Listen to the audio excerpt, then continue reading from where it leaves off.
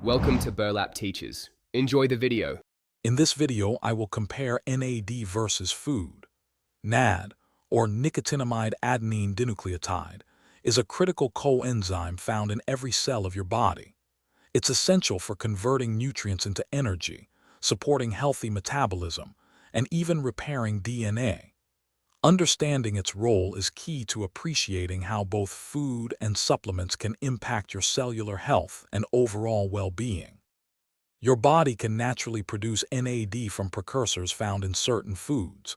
Niacin, or vitamin B3, is a primary precursor, abundant in chicken, turkey, salmon, and peanuts. Tryptophan, an amino acid found in many protein-rich foods, also contributes to NAD synthesis. Eating a balanced diet rich in these nutrients helps your body maintain its natural NAD production pathways.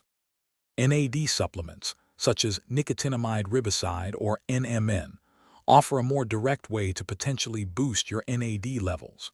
These supplements provide the body with specific precursors that are readily converted into NAD.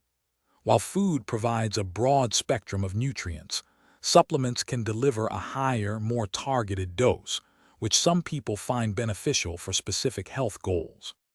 So, which is better, NAD from food or supplements?